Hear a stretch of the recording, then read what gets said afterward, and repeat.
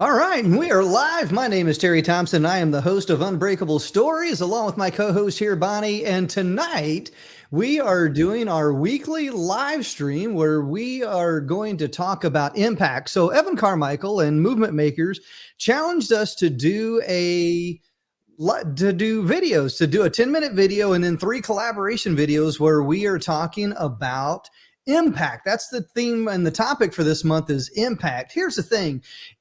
I believe in leadership. So I'm a leadership expert. I've written a few books about leadership. And for me, the 2 most important aspects of leadership is influence and impact. All right. And they both work hand in hand. If you want to have impact on somebody or something, you must first have influence. You must first be able to influence that thing or that person in order to have an impact on that. And I truly believe that. So here within the last week, I had a snowstorm that came through, a winter storm that came through. And believe me when I tell you that we were impacted. It impacted us to the point to where it was cold, power was out for 4 days. And you never really think about the impact of certain things until, well, you're impacted. And there's really kind of a lot to unpack within the word impact. And we're going to dive into some of that here within within the stream. But before we do that, Bonnie, how's things going? Things are going great. I'm not sitting on my bed anymore. Psyched, because it's been about a year since I started doing this kind of stuff, live podcasts and whatnot. And so for the past year, I've been primarily sitting on the edge of my bed with all of my equipment on my dresser. So I'm excited. I moved it. My only daughter is at college, and so I got her old room. And we are live. Uh-oh. I hit the wrong button. So anyways, yeah, I'm like, it's nice to have a desk and workspace and not. Terry Thompson and I am the host of I hit the wrong button again. So how's your new office? I mean, it looks really good to have that nice background there. And yeah. And I like it. I mean, you don't have to put the green screen up. You don't have to worry about like taking things down and moving and shifting things. So I actually like the background there. Thank you. This is I don't know, I guess I can say this, it's a Disney color. This room has been this color since my oldest son, who's almost 22, was in here. We painted in 2008. So this is really like a slate blue almost. I don't know what the actual Disney paint color is called. Mm-hmm. And I wanted to paint white in here, but I'm almost tempted to try to see if I can find the same color, because it definitely needs repainted. There's been stickers. You know how kids are. Mm-hmm. My daughter was poster crazy. She was in here, last person that was in this room. But it's nice to just have like a dedicated workspace, because as you know, like I've been working on my other stuff in my dining room. We built a makeshift work center in my dining room, my husband and I, several years ago, which is great. Like I'm totally grateful for it. And we've got lots of kids and limited space, so I worked with what we had, which is the same reason I was sitting on the edge of my bed. But this, as comfy as my bed is for sleeping, it's not so comfy for sitting like on the edge for an extended period of time. Like I get up and my back is like, ugh. So I'm definitely super grateful. Got a lot of work to do in here, but it's all good. I get to make it mine. I love it. So I have 4 bookshelves behind me, and I remember 3 years ago, I think it was about three or 4 years ago, I had only 2 bookshelves, and I had a little green screen in between the 2 bookshelves. It looked fabulous. It really did. And looking back at some of my old YouTube videos, I was watching some of those and I'm like, oh my goodness, that looks so horrible. Because I had the 2 bookshelves, the green screen in the middle. I wore my reading glasses during the videos, and those are those little half moon glasses, right? So looking back 3 years ago, 4 years ago, when I really kind of started getting a little bit more serious into YouTube and content and creating, and started really, really kind of becoming myself, if you will, it really kind of started there. I was making lots of mistakes with that. And then I was like, man, this looks fabulous. So let me go get 2 more bookshelves. Let me get rid of the green screen. Let me get rid of the half moon reading glasses. And I started noticing something. I started noticing like, okay, this is looking better. I'm starting to maybe look better. And, and then I started noticing impact in how I felt. Because if Yes. if you look good, you feel good, you act good, you sound good, you start doing those things. So here's the thing. When I think about impact, there's a few words that come to mind when I think about impact. And some of that, definitely influence, because I believe influence and impact work together. But I also think of transform or transformational shift kind of a thing. Because if you want to have an impact, it's really about transformation. It's about shifting. It's about, making a difference within something, whether it's a person, whether it's a thing. So when I think about impact, those are really like my first initial thoughts about impact. What about yours? Um, so only because I needed one of these today, I asked my husband for his impact so that I could start hanging stuff on the walls. Different use of the word, but it is that's another form, a physical form of impact, because you're putting force on something. It's a little different than in the psychological sense, but what your one thing is affecting another, which is the bottom line Mhm. of what impact means, is one thing is causing another to do something, basically. um, and then the second thing that comes to mind, and would have been the first had I not been working in here today, is a conversation, is Marshall Falk, because that's actually how impact got picked for this month. I'm going to toot my own horn for a second, Mhm. but when I had just listened to a talk, a like a motivational, so 3 days a week, within Virtuti Financial, they do like a motivation, like an 8 o'clock meeting, and on Thursdays Marshall Falk does that for our group.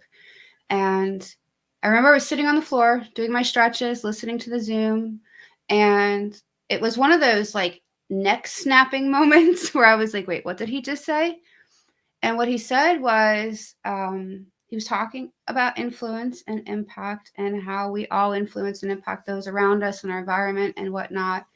And he said something, I'm going to paraphrase a little bit, because I caught, it was one, like I said, head snap was like, wait. And basically what he said is, if you know your impact and you're not impacting, like, what a shame that is, what a waste that is. Mhm. And I was like, wow, like I've got goosebumps saying it again, because he's so right. There are so many people, myself included, for a long time, and I'm still working through some of this. Um, we know how we can affect other people positively, but we're too afraid to put ourselves out there publicly for fear of judgment. There's lots of different reasons.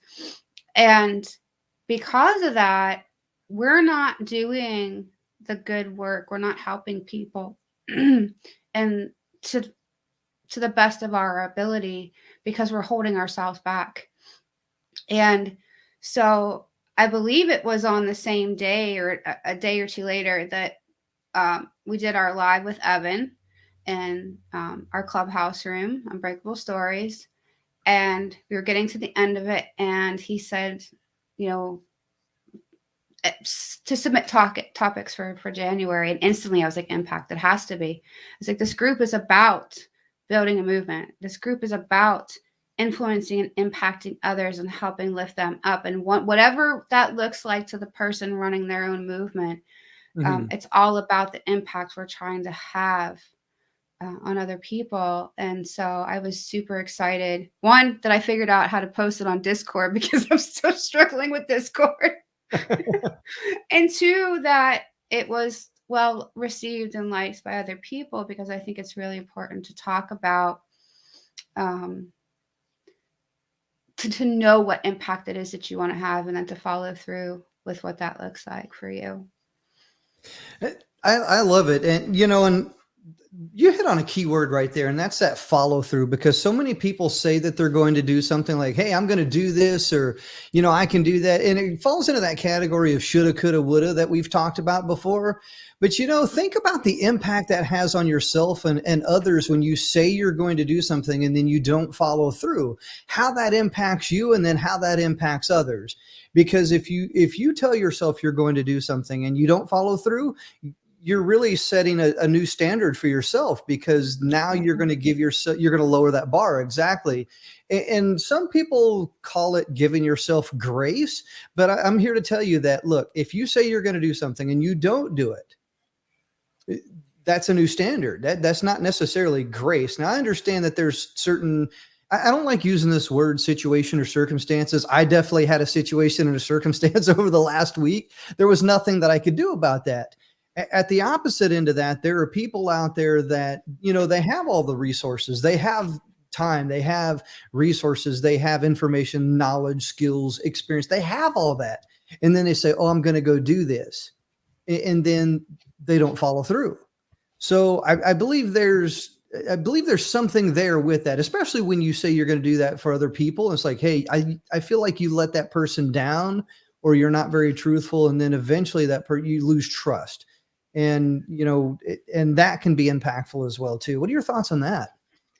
So first and foremost, the first thing that came to mind was a conversation I had with my 8.5-year-old the other day about he's been making these deals with his little brother, these little bargaining things they've been doing, and then not following through. And I explained to him, not only are you doing not only is what you're doing wrong, but because my older kids are so much older than them, it's kind of the two of them. You know what I mean? Like the camaraderie, the brothers, they're closer than they are with their older siblings. And I said, a brother is like somebody you want to be close with for life. And if you keep doing this to him, he's not going to believe you. He's not going to trust you. He's not going to want to do things with you. He may start doing the same thing to you because that's what you're teaching him right now, that's okay. Or to get like revenge because, they're 5 and 8. Excuse me for 1 second. And I can relate to that as well too. So I know you're kind of pausing because of an interruption, but here's the thing. So I have two kids as well too, and I can truly relate to, especially whenever kids, whenever they get to doing things, they're tremendously adamant about it. And I know that my kids are like that as well too. They don't really fight or argue or anything like that, but whenever they stand their ground because, well, one is right or one is wrong, or they're trying to do something, it's a matter of helping one another, not helping one another, proving a point, or what have you. And and it's just kind of one of those things to where that can really be impactful as well too. It can be impactful to their relationship. It could be impactful to whatever it is that they're talking about or arguing about or what have you. So having kids, I can 100% relate to that. And it really, it really is one of those things as well too. So we're going to bring Bonnie back in. She has to unmute real quick so she can talk, but Thank we you. truly do understand that interruptions do happen. Even during a live stream, the show must go on. But Yes. Thank you for covering for me. Yeah. Speaking of impact and brothers and arguing, that's exactly what happened. So yeah, it was for me, and I missed what you said, and I'm going to go back and listen to it at some point. But um, it's about that trust, and what it also does is it can lower your own self-esteem and your trust in yourself to follow through, and really kind of gets in your subconscious if you make that a habit. Now, grace, I believe in grace and resting when things are going on. But there's a difference between taking a break and just not following through like ever. Um, mhm. and I mean, there's a whole other conversation we can get into about, changing your mind and pivoting and all of that, all of those things. But that truly has an impact on your own subconscious, on the other person's subconscious, on trust.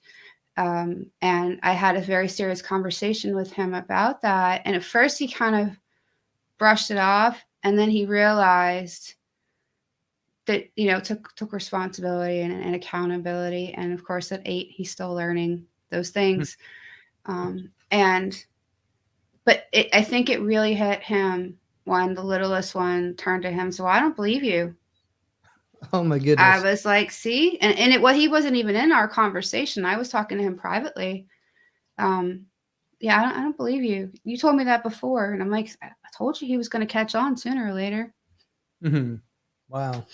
So That's interesting. I mean, I don't believe that my kids have ever said anything like that. I mean, that's a pretty bold statement right there. It's like, I don't believe you. Like whatever you say, it's like, I don't believe yeah, well, it was a situational thing. It was another thing where my 8-year-old was kind of like, if you do this, I'll do that, and he was like, I don't believe you. you. Mm, And I was like, well, you need to keep your word. Your word is everything. It's your integrity. It's who you are. It's what mhm, people believe about you. And it's what eventually what you're going to believe about yourself. So mhm. it's really important. I, I I don't. I love that you said that. It's what you believe about yourself, and that can be impactful as well too. You know, the things that you say to yourself, you believe and you take action on, and that can negatively impact you. So I know myself. You've heard me talk about this, about struggling with the things that I that go in my head every single day. And the moment that you allow one of those negative thoughts to go into your head, that can impact you. And the idea is that you really must stop that. The things you say internally and the things that can also be said externally, like for example, the example that you just used right there, somebody said, I don't believe you. Well, I'm pretty sure that had a negative impact on the conversation, and then it just escalated from there. I can only imagine. Honestly, because it was like I had talked to him, and then that happened. I don't know, short period, maybe half an hour later. I Mhm, just kind of shot him one of those mom looks, like I told you so, And he kind of stopped, and at first, like I said, he was like, "Whatever," but then you could tell, like he was processing what just happened and mhm, realized that he needed to stop doing that. And I was like, great. That was perfect timing, in my opinion, for that to kind of all unfold. mhm. But no, he didn't. He didn't say anything. There's my two are they're really funny. They'll go at it 1 minute and then be cuddling on the couch the next minute. So like, it's kind of all over the place. But all in all, it boils down to respect for yourself and respect for others. And if you say you're going to do something, do it. Yep. Uh, I love it, especially when they start working together as a team, and that's where it really mhm. becomes impactful. And I remember you sharing a story with me about how they would sit there and they would work their way through like a video game, for example. Something as simple as a video game can really have an impact on the level of communications, especially between siblings. So I know like my son and my daughter, they will work together on a video game, and they will try to help one another out. It's like, hey, I want you to win. Hey, I want you to get Yeah. these coins or these points or this new gear or whatever the case would be, and they'll help each other out. And I remember you sharing that story and how that really had an impact on your kids and their gameplay and the things. I mean, there's a whole lot there with that. Yeah, so they like to play Minecraft. They play some other games too. And there's multiple versions of Minecraft, not getting into that. But there's also this thing called Minecraft Dungeon. So it's more of like uh, a team effort where they're kind of fighting these different Minecraft creature things, and it's like a quest game more or less. Um, and they communicate fairly well. Like, you get this, I'll do that. You get this, I'll do that. I'm going to take care of these guys because my armor's better, or I don't know, all these different things I kind of overhear them saying. Uh, but it builds teamwork. It teaches and builds teamwork and that camaraderie and working together and problem solving. There's a lot of different things um, that I know games get demonized a lot, but I've always been pretty open to letting my all of my kids play video games because they're really good at balancing. Like, it's not something that they do all day long. They'll do that and then go do something else, kind of bounce back and forth. But there's valuable skills and and um, that relationship building, really Mhm. having that impact on each other and that follow through. And you said you were going to do this, and you did it, and like you said, helping each other. So Mhm. I think it's a really good way for them, for kids to build the skills and relationships too. So I have to ask, what is the most impactful thing so you do a lot of things, and I know that you work really hard each and every day, and and it's kind of this may be a little challenging unless you have a good example right up front. But what is the most impactful thing that you've done? That I've done. Mhm. Oh, um, so this was, uh, besides being a mother, Well, um, that's really impactful, though. It really is. it is, but there's something popped in my head when you said that a very specific situation. And this was when I was first building the Unbreakable campaign, in its former life. Mhm. And I had people messaging me their stories, and a couple people would kind of just pop up in my Twitter DMs, especially. And I had one guy. I'm not going to tell too much about his personal story, but he had been struggling with something his entire life, trying to get over something that he had dealt with in childhood, and was afraid to talk to anybody about it. And he talked to me, and he was feeling somewhat suicidal. And I Mhm. kind of helped him get help, and also understand that it was okay to talk about this stuff to somebody. Like, you need to talk to a therapist or someone to help you get through this, and that Mhm. there's no shame in that. And he's doing phenomenally well now. He went and That's got the awesome. help that he needed, and feeling much better, much more optimistic. But carrying that weight around for so long, um, was really just eating him alive. Like, I don't know a better way to, Mhm. explain it. So I think that definitely um, sticks out in my mind. And that has an impact on you as well too, because saving someone's life, it they're that's a whole different level of impact right there when you can save someone's life, because there are people that are struggling out there each and every day. And sometimes all it really takes is that one voice, that one shoulder, that one piece of advice, that one something that could really turn that around and have an impact on their life. And you've heard me say this before, each one reach one. And when you're that one person that reaches out to that one person that may have been trying to reach out to many, but you're that one person that really had that courage or that confidence to really kind of reach back, that's impactful for both of you, really. Yeah, it definitely had an impact on me. Mhm. I'm happy that it had a positive impact on him, because I was not in any way, shape, or form trained to do anything like that. But it was like, I listened. I didn't have any judgment. Like, that kind of thing's not somebody's fault. And to see him then start reaching out to other people, got goosebumps again, reaching out to and helping other people, and starting somewhat of like a support group, and there's that excuse me, that ripple effect again that we talked about, I think, earlier this week. Marshall told his story. I happened to hear it. I've shared it with like at least 5 people now, like, directly. Um, and then I shared the word impact with Evan. So now we've got all of movement makers, well, whoever wants to participate, Mhm. um, making content based on the word impact and causing more ripple effects. And it doesn't end. Like, there's no end to that. All Mhm. because I got to listen to someone speak about something and was listening and happened to hear it. And uh, that is when, like what he said, embodying that, you know, fulfilling your impact is like one of the most important jobs you could probably ever have, Mhm. you know? Well, you guys are impacting lots of lives. I mean, in many different areas, because I know that you worked really hard to get the certifications and to be able to get the ability that you have. And a lot of people that have never really been through that struggle would really never understand, the influence and the impact that you have, because you have the ability now to influence many lives. And that's the reason why I started the conversation off with leadership, influence, and impact, because I believe that if you want to lead others, you must first lead yourself. When you lead yourself by the things that you're doing, getting those certifications, having capability, having, knowledge, having skills, having resources that other people want or need, or I don't want to say the word desire, but want or need, I'll leave it at that.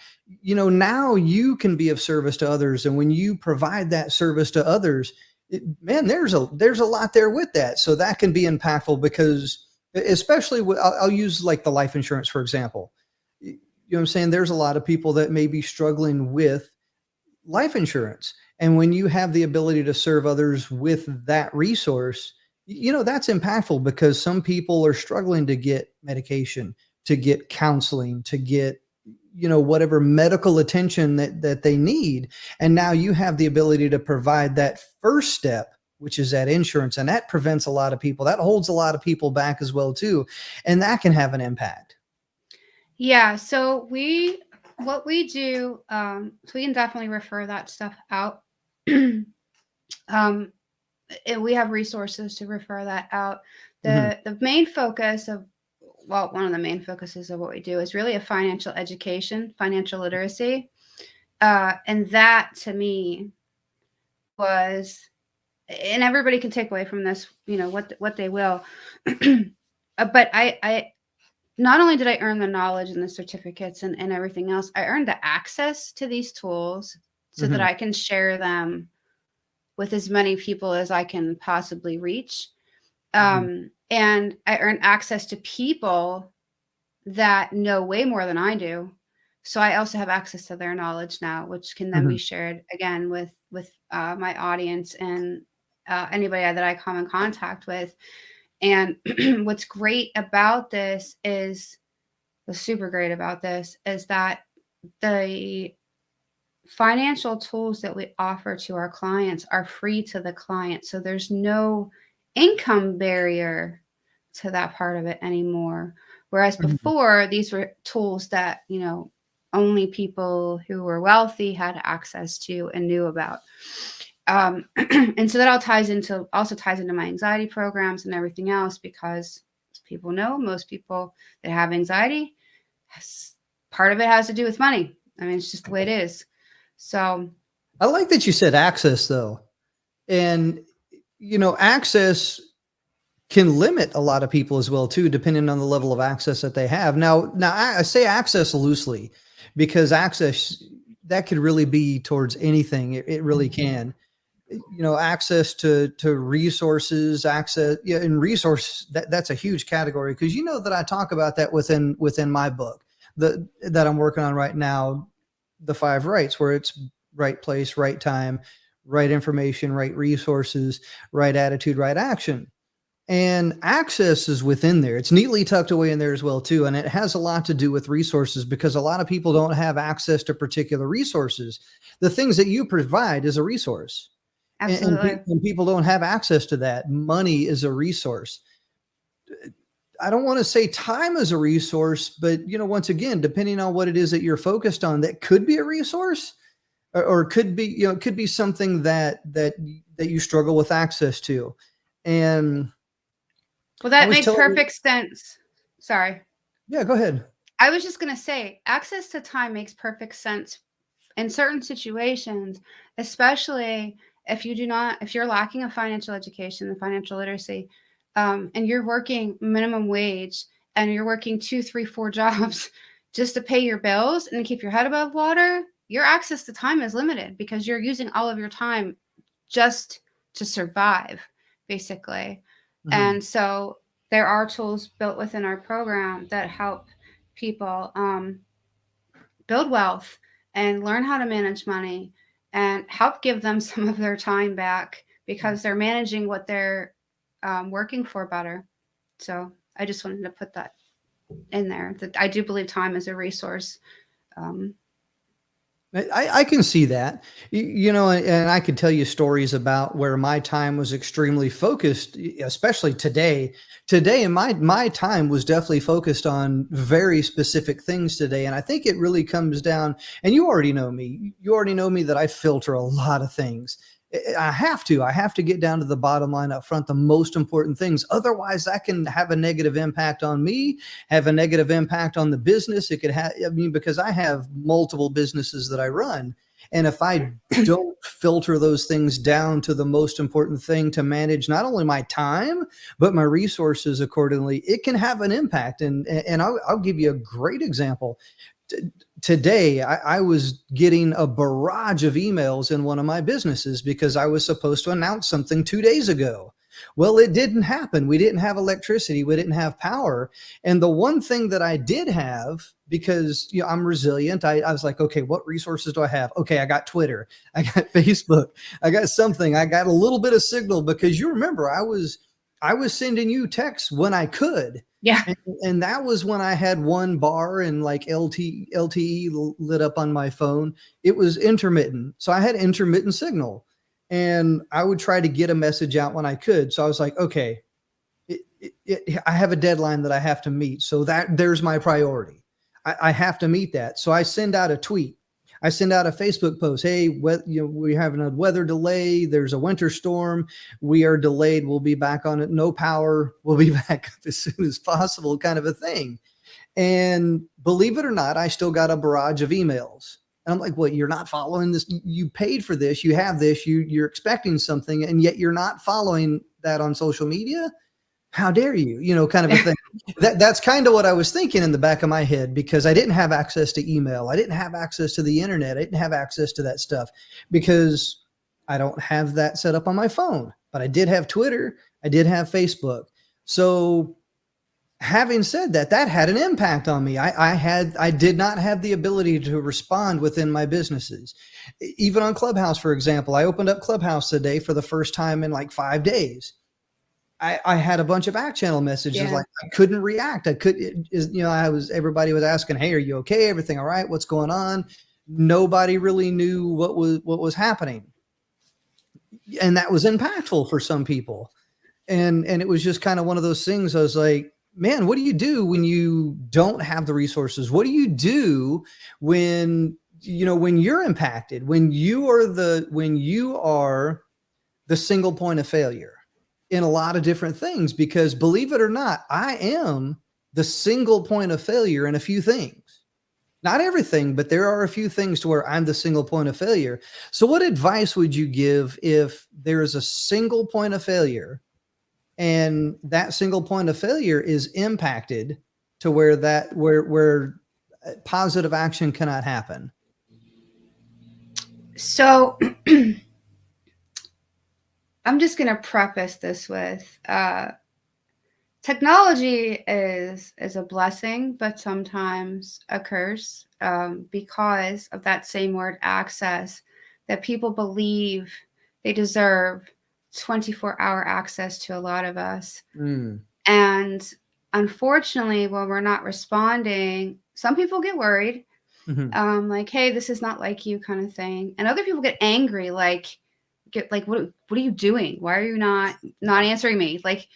And versus giving someone, especially like you, the benefit of the doubt, knowing that that's not your MO, like you don't just up and disappear. Because when the power went out in 1996, like when we had that blizzard, or 92, we had a blizzard up here, phone lines were down, everybody just chilled.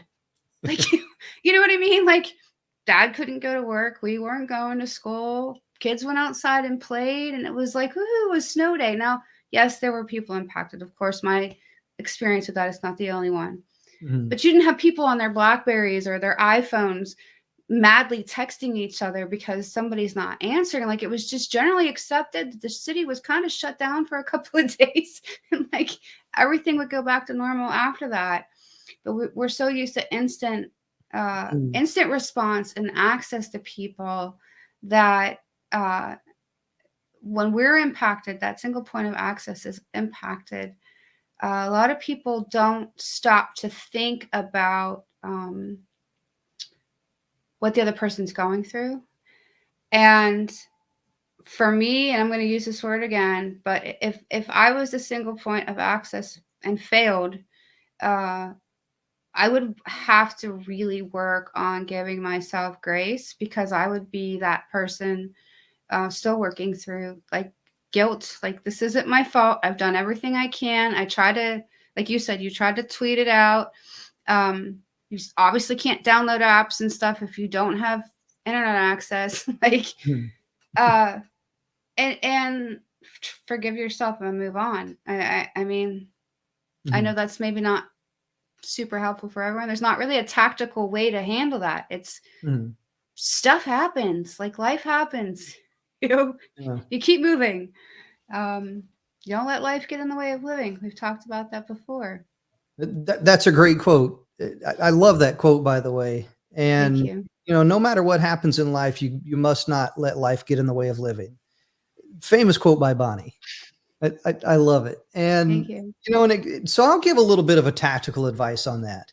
And here's kind of my take on that. So if you're the single point of failure, the only thing that you can really do is risk mitigation and expectation management. So there's two ways of looking at that: risk mitigation and expectation management. Now, expectation management, what is expected of one person? Some people expect a lot from one person, if they know or if they don't know. So once again, it's a matter of, maybe people don't know that there's a single point of failure. Maybe there's a benefit of the doubt. People are generally, they're understanding, especially if you say things. So when I finally had access to email, I was sending out some emails to those that were inquiring. And I had crafted a, beautiful email going out talking about the storm, and, we're playing catch up, and we got power back, and we have things that we're working on. So I did respond. And so there's a little bit of expectation management. You definitely don't quit. You definitely don't not respond. And that was the first thing that I did. So I made sure that I responded to those people first that inquired. And then from there, it's a matter of risk mitigation.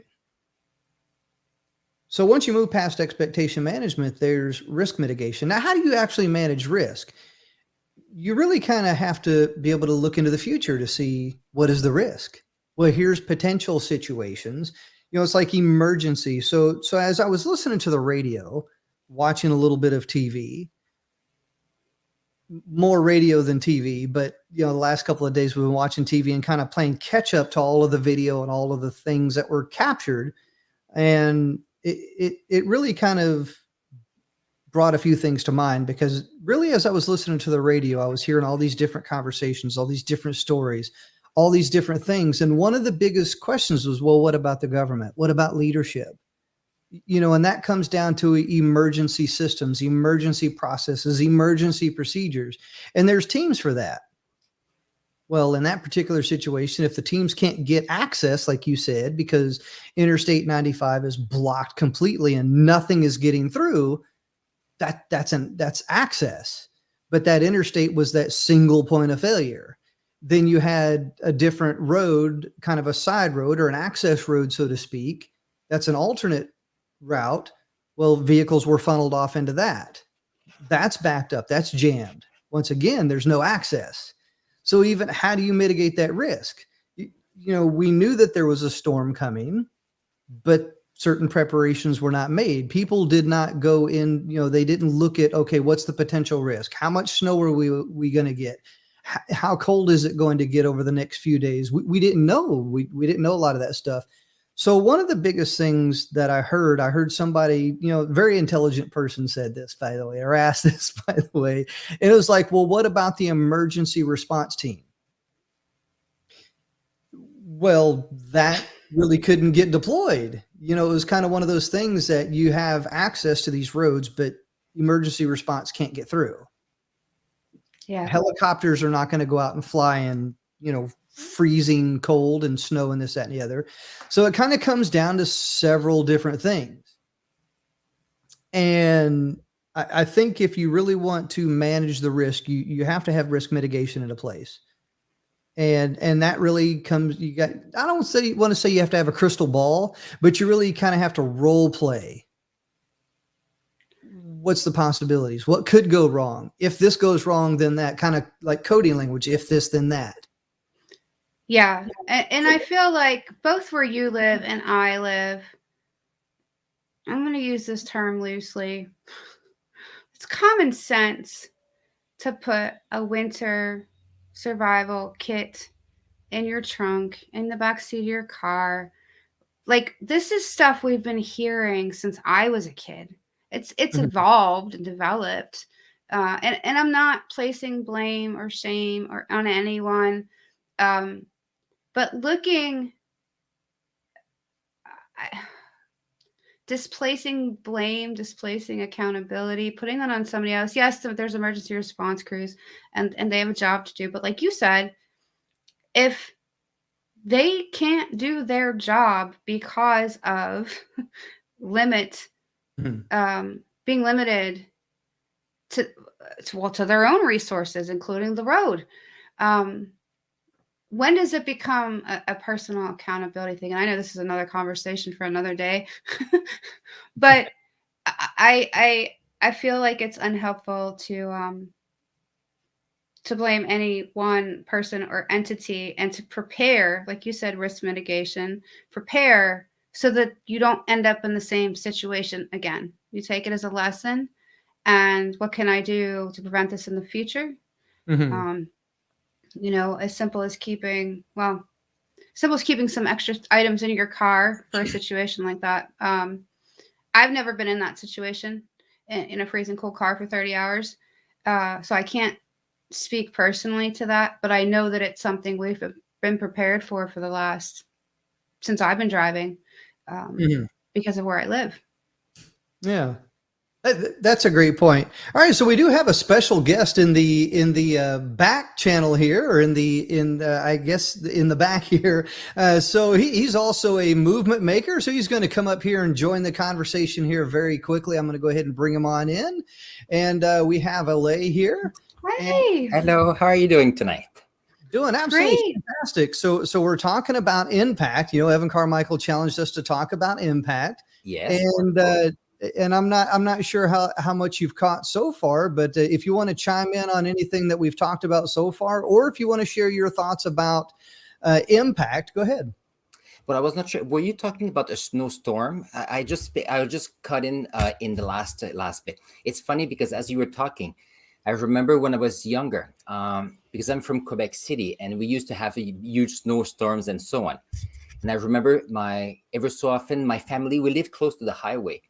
And my father was saying that ever so often when there was big snowstorm, they would take their skidoos and would go on the highway, because people would get stuck on the highway, stay in their car. But then some people, when it's too cold and too long, then it's not good. And he was telling me how sometimes he would just bring people back to their house, just for a few hours until the roads could be cleared up and so on. Because sometimes that's the only way. Because in a car too long, it's not very good, especially if it's cold, or there's carbon dioxide. There's all kind of things that can happen. So it's interesting. And another story that is interesting too is, if you go back in the 80s and 90s, all the companies that was carrying beer or food often were carrying it in white trucks and white vans, because when there was a snowstorm and the vans could not go anywhere, people would go with their skidoos and empty the trucks that were stuck in the highway. So it was interesting to see how things were. Things have changed. It's easier. The roads are better. Yeah. But interesting how sometimes people do the best they can. Anyway, some stories from back home when I think about snow. And we had a little bit of that happen here as well, too. So I'll share a little bit about the experience over the last few days. So we had a big snowstorm that came in about 4 days ago. I've lost track of the days a little bit here, but about 4 or 5 days ago, we had a winter storm that came through, and it dumped over a foot of snow in the area. Wow. And then it froze, trees fell down. The main interstate was backed up by 50 miles. So we had 50 miles of interstate backed up. We had that much of an alternate route also backed up. So cars were funneling in and out of the towns that were along the way just so that we could get traffic off of the interstate so we could get vehicles through, plows through, all this and that and the other. Now, we also heard several stories. So there were also food trucks that were out there. So there was a bakery truck that was giving out bread and donuts. That one actually. And things like that. So a little bit of that actually was happening. Here within our area, there were people that were, we were out shoveling snow, shoveling the streets, kind of helping out, and we were bringing out barbecue grills. So we were grilling and having a barbecue within the area. So when the guy next door, his driveway, he had his grill out and it was like, y'all come on over and get some food. So we were helping, and it really, under the circumstance or under the situation, people banded together, and that had a positive impact on other people's lives because certain people might not have had any food. They didn't go out. They didn't go shopping. They didn't have the opportunity to go get gas, for example. I know myself. So I have a truck and it's 4-wheel drive. So I can pretty much go through anywhere that I need to. Yeah. So I'm out there with a gas can and I'm getting gas at the gas station doing different things. So people under that situation, people banded together and had a positive impact within their area of influence. So that's the reason why I started the conversation earlier about the two most important aspects of leadership is influence and impact. So when people took their appropriate action on what they felt was appropriate, that impacted others, and that had influence on other people, because as I've seen one person bring out their grill, guess what? That influenced the other person to bring out their grill. Next thing you know, we have like 4 or 5 barbecue grills out. People are cooking food. People are shoveling. So I don't, it's like great minds think alike, but sometimes it takes that one person to create that impact so that it influences others. And it's interesting because I'd like to build on what you're saying. You asked me what I was thinking of impact and so on. And I think to be able to have an impact or to be impacted by someone, I think someone has to be somehow open for growth. Now, there's some levels to that. For example, if you're in a situation where you need help, that means that other people around you will have more impact on you because you're open to receiving help from them. And often that's what happens sometimes in society when things are always very quick, and because we're using social medias or we have work and we don't have time to sit and take time to understand that if you're open, if you're willing to see people around you and being willing to learn from them, just because you're just being open to the possibility for growth, that makes a big difference. And too often for that, you need to, ever so often, to meditate, you need to stop, you need to look at the clouds, just to take time to realize that. Because if you're not open to see people around you, regardless of what they do, some people will be the best leaders in the world, but will not have any impact depending on the crowds they're with. That's something I've realized in many ways. I like that. I like that you said that, because people, it reminds me of a quote that you've probably heard me say before. And it's like, people will often judge you from a place of their weakness when they do not understand your strength. And I believe that's powerful within this moment, because some people are afraid of being judged. So they don't want to take action. They don't want to do those things. I don't want to help. And then I think that there's a degree of selfishness there as well too. And I'm guilty of that at times as well too. And I'm like, I'm sorry, this is not personal, but I got things to do. I'm trying to take care of this, take care of that. I have family. I got this. I love you, brother. But it's kind of one of those things. You can't really help everybody. And I've seen some people that are like that. And, and I know that there's, oh my goodness, there's a whole lot to unpack within that, because I believe that people are, they genuinely care about other people. But in situations like that, to where it's a difference between, like, and I don't want to use the word life or death, but in certain instances, this was a situation of life or death for some people, because it did have an impact on them, especially people that were in their vehicles for over 30 hours. They didn't have food. They didn't have water. They didn't have gas. They didn't have heat. They didn't have that. And then nobody could get to them, and they're stuck out on a 50-mile stretch of block road where nobody can get to you. So, when it comes down to a life or death situation, what are your thoughts on that? The It's a good one. I think in some ways it's about stubbornness. In some ways, I don't know if I don't want to offend anybody, but Sure. sometimes you have to have some vulnerability to Mm. be able to grow and realize that if you be vulnerable, then you realize that you don't have all the answers. Uh, if you haven't changed, if you're in a situation and for 30 hours, Mhm. doing the same thing for 30 hours and nothing has changed in the current situation, that means Yeah. in your mind, you're fighting the situation. But once you step back a little bit and you say, okay, there's something here. I may not have taken the best choices. What are my options and who's there to help me? So it could be as simple in a storm a situation, turning on the radio and see if there's people with messages of possibly to help them, or see if there are other cars around to help as well. So I think I think it's important as well. Oh, interesting. If you are a leader and you want to have an impact, I think you have to show your vulnerability as well, so that Mhm. people can respect and see your vulnerability, so that they can become vulnerable as well.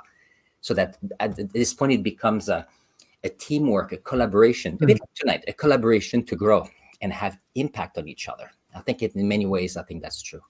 That's a great point. I Mhm. love that word vulnerability, because it kind of comes down to the golden rule. Treat others as you would like to be treated. And you really have to be vulnerable in order to do that, because here's the thing. You may need that other person's help. Yeah. You may need that other person's help, and you really, you really must put yourself in a vulnerable situation sometimes, because you might need them. And I remember, so there was a family that they went down to Florida and they got stuck in that traffic. The only thing they had was oranges, but you know what? They was giving those oranges out. It wasn't much, but it was something. Hmm. And it made a difference. It really had an impact, at least on those people that needed the oranges. Even if it was just for something to kind of drink, or just for something to give them a little bit of energy right there. So those are kind of my thoughts. Bonnie, do you have any additional thoughts? We do have a couple more friends in the background here, so I am going to bring them up here very shortly.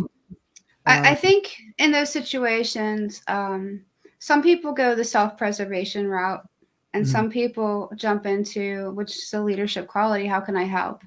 Like, we're good. How can I help? Mhm. And I love that you told. I didn't hear the grill story before. I love that, because that just shows. It just reinforces that people are really good and do really want to help. And I'm sure for a lot of people it wasn't immediate. They had to make sure that things were okay, and then once you kind of come out of that, oh crap, we're in this mess mode, and you start problem solving, and like, how can we make the best of this? Well, let's take the girl outside and we're gonna do XYZ. If we're gonna be cold, we're at least gonna be cold and have good food and share it with other people, or build a fire so that you can stay warm around it, within the grill. There's lots of different ways you could use that. Um, and I really believe that if the people are open to it, like Ella was saying, those people who received those oranges, it probably potentially created a ripple effect on everybody else that they came into contact with after that, because they felt grateful for the help. And then it's kind of like, oh, okay, now what can I do to help somebody else, kind of thing. So there's that. Again, that impact that these people are having, and the ripple effect that it creates, and that can go a negative way too, unfortunately.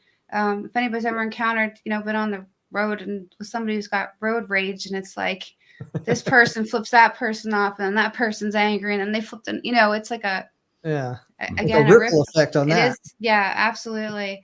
Yeah. I've seen it, but I like to focus on the positive positive impact that we can have on each other. It's interesting because we like right now, like we at school, like I teach in a high school, and we started school on a Wednesday, and the first day we came back, there was vacation, there's COVID around, and in some ways, even if I tried to do anything related to school, nothing will have come in. There's no participation, nothing like this. So we took the first couple of days just to say, okay, so what is the current situation? So we chatted about all kind of things, vacation, things that are harder. Some people have been sick for several times during the holidays. Sometimes it's parents. And then they realized that we all have our little things. And then we started to have groups that want to talk to each other. And then they realized that they're not alone in that situation. And my students realized that, talking about the fact that many students in my class got sick during the holiday, and a few people could not go and travel to see their family, and not feeling alone, then they realized that, okay, I'm not alone in here. And I think they started to have impact on each other, because they realized that we're all in the same boat, trying to do the best we can. But if we can help each other, overall, as a group, we got better. And I think that's always good to look into the positivity on that one. But to add to your point, that was interesting, because in a classroom, we always have the ringleaders at the top that can bring up the class. But sometimes if you have ringleaders, like people that pull on the negative side, it doesn't take very long sometimes that as a group, the whole group goes to negative side. So it was the same in society. And it's a fine balance. And for that, we need to discuss. And I think what you're doing with the unbreakable stories, I think it's amazing for that, to help the crowd, to help the audience. So thumbs up for you on that one. Awesome. Thank you very much. Yeah.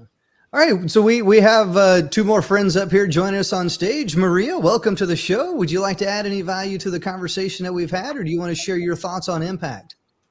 So I'm sorry, I just tuned in, so I didn't hear a lot of the conversation, although it sounds like you're talking about vulnerability and willing to share your story. And I think that's wonderful about, that environment that you're creating in the classroom. Is it Elaine? Is that your name? Yep. Yes. Yeah, I used to teach years ago too. And yeah, it's so important for us to not feel alone in what we're going through. Yeah. So I'm happy to share on that, or I'm happy to share on impact. And thank you I just found out, lady told me, oh, we're on YouTube. So I decided, let me come onto YouTube. That's awesome. Thank you for joining. Yeah. So we are talking about impact. So this is a part of the Movement Makers Monthly Challenge, in which we're talking about impact here. And Ali, he brought up a great point about being vulnerable. And I truly believe that as well too. You really must be vulnerable if you want to have an impact on yourself and on others, because that really allows yourself to have the freedom to have influence and impact whenever you are vulnerable with yourself. When you're truthful to yourself, then you can be truthful and vulnerable with others. Yeah. Any additional thoughts? Yeah, I think that has a great impact on, when I share my story, because I work with women that struggle in their relationship to food, weight, and body image. And that was my story. I struggled with that for the early part of my life up and into my teens. And there's a lot of shame around that. When people are uncomfortable, like finding themselves binging or overeating or controlling their food or body image issues. It's interesting because I have a background. I've studied I've worked with addictive behaviors, and people will often talk more about their sex lives than they will about their struggles with food and eating. It's such an interesting dynamic. And so when I hold circles, I really am honored and commending the women that are open to sharing that, because it's a very intimate, vulnerable thing. And I think that with my sharing my story around that, I take some of the stigma away from it, or it makes other people comfortable. So yeah, and it was a process of me being able to be more authentic in my sharing around that over the years. But it's really, talk about, what my purpose is. I mean, I feel like I've come out of the other side. And so this is what my purpose is to help anyone else who's living in that hell, because I know what it's like to live in that hell. And it's very gratifying work to help people to come out of that, so that it's impactful, in just being authentic. And it's not always easy, because we're, sometimes people judge us, or people have things to say about us, but I don't know, at this stage of my life, I just feel like I can't do anything other than that. And it's, if it doesn't feel true and authentic, then Mhm. I have no real reason for being here in the first place, Well, there's a lot of women that are out there that need a strong, confident voice, and if you hear us talking in Unbreakable Stories, you'll hear us say, "Speak up so you can speak out, stand up so that you can stand out," and it's that example that other women need to emulate, and that's leadership, and that's what you provide. And I strongly believe that whenever you do provide that leadership, and see, I have a strong military background, so for me, leadership is be, know, and do.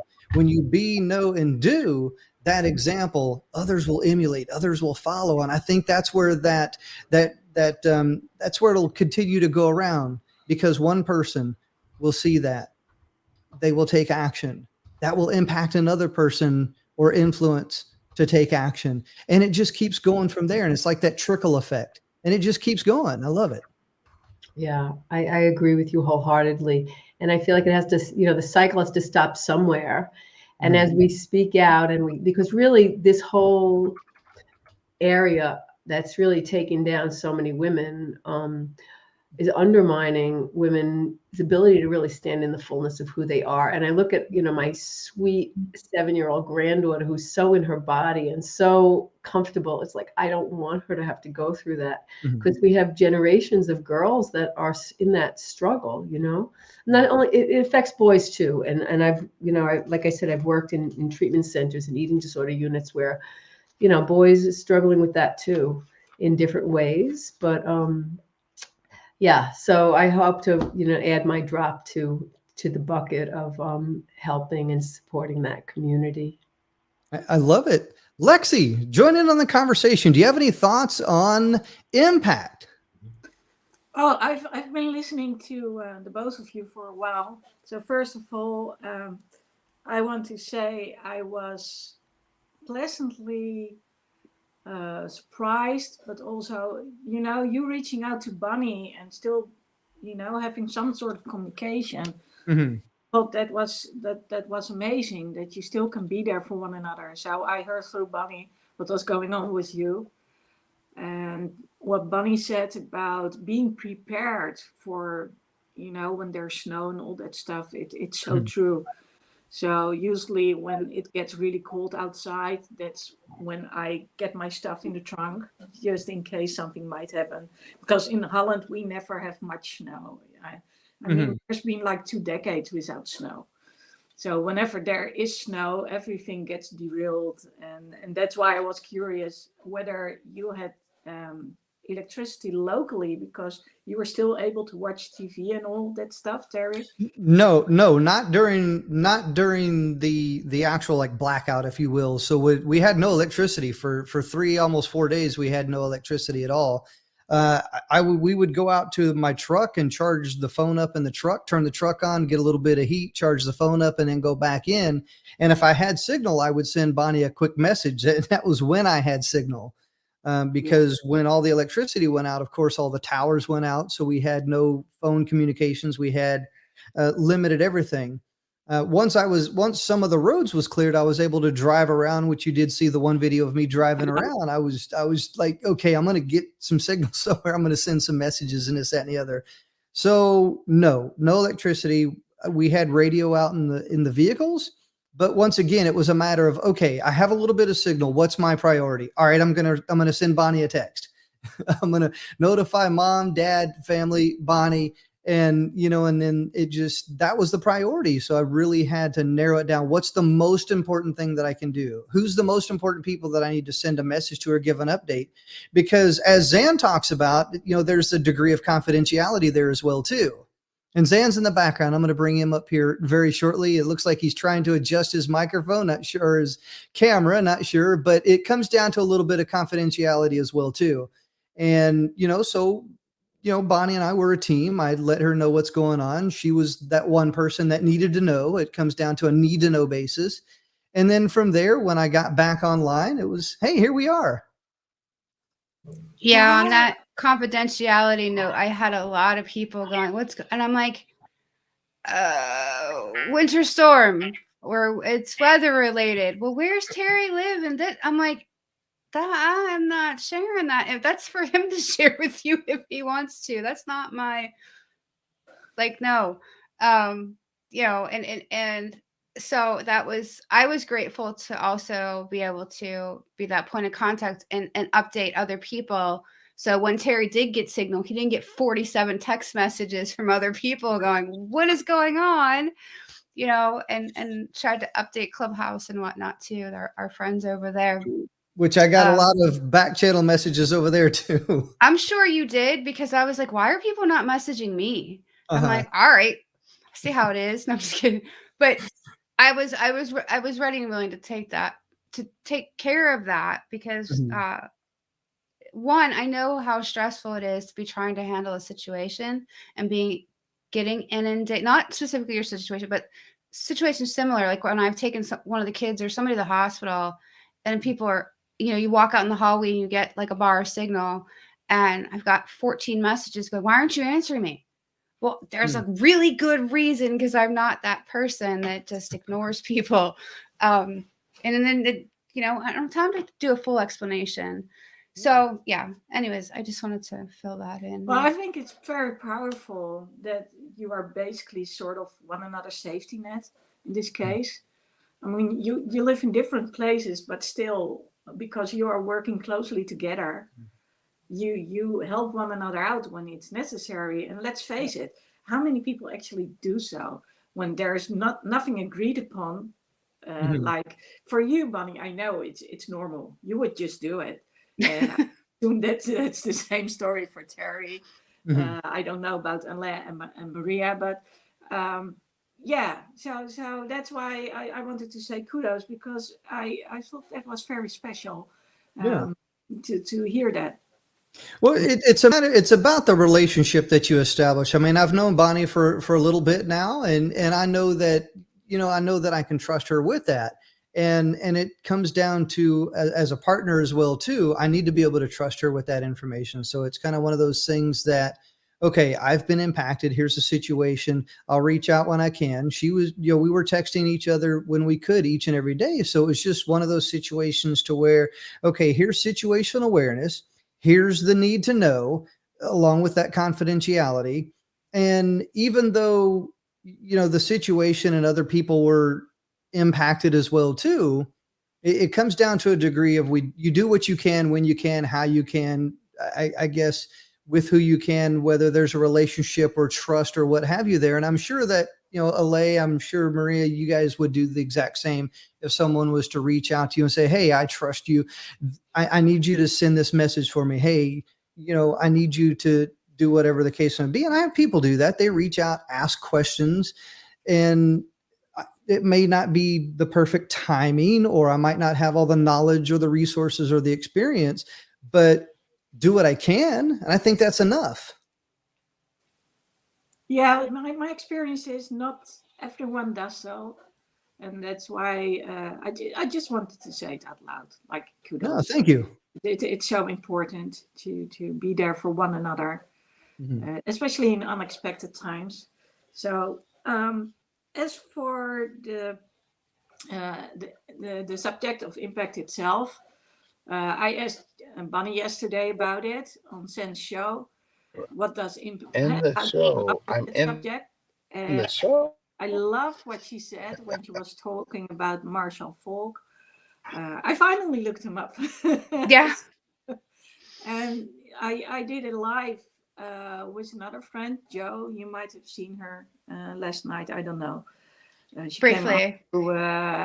She came on to Sen's show. And we talked a little bit about impact later on when I was doing an IG live. And I got to realize that this is not about just me having an impact on other people or how I look at it, but how I was influenced by other people. And when I got to see the link between all these levels, I mean, I believe it started out with Brandon. And then through Brandon, I got to know Evan. And through Evan, I got to know Zen. And through Zen and Evan, I got to know all of you. then through the community, which was related to Jason Gay, I got to know Joe. Joe got to know me. I got to help out Joe with some of her trauma, got to know other people because I was starting to do my IG lives. Because of Evan, she decided to go live as well. And she, she was able to share a little bit about her trauma, heal a little bit. And now she came to the show, to Zen. And so it's, impact is major if you think about it. So, and that was something I realized yesterday, like, wow, we have no idea if we don't consciously think about it, how far it can stretch. It's less, just like I reached out to Maria, or she reached out to me, just what we were on the chat, and I said, well, I'm watching this, and I sent her the link. It's, and that way we all become a bigger community, a bigger family. We get to rely on one another, trust one another, and that's a good thing. I love it. Thank you. Yeah, that's beautiful. I love that. Thank you very much. And you're a valuable part of our community as well, too. So Lexi, we've known you for a while, and it truly means a lot hearing that from you. I greatly appreciate it. It truly and positively impacts me. And I know I see you each and every night. You show up, you show out, and it's late there as well, too. So that's commitment. And I think that there's another word there that I think that, at one point in time we can recommend that word as well, too. Commitment. And I know that could be next. I know Bonnie has another great word in support, and I think that was one of the recommended words as well, too. But I think commitment is one of those things as well, too, because I remember somebody asked me one time, it was like, Terry, why are you so motivated? Why are you so inspiring? This, that, and the other. And I was like, I'm not. I'm Terry. I said the difference is that I'm committed. And that's really the difference right there. So if you really want to have a positive impact on other people's lives, you really must be committed to having impact.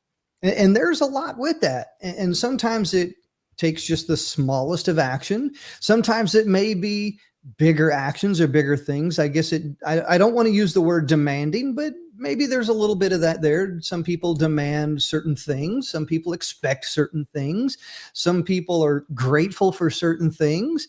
And if you have a positive impact or a negative impact on somebody's life, well, they will choose whichever one of those words accordingly. And, and once again, it's a matter of that relationship that you establish with someone. So I know, Lexi, we definitely have a positive relationship when it comes to sharing knowledge, experience, wisdom, ideas. And I just want to point out something as well, too. So Lexi has a new show. And why don't you tell us a little bit about your new show? Well, it's called Speak Out Live with Lady Lexi. So just like your show, it's viewable both on Facebook and on YouTube. Once I get it done, it's also viewable on LinkedIn. And basically, it's about those who are in need of sharing their story, who feel uncomfortable doing it, uncomfortable voicing themselves.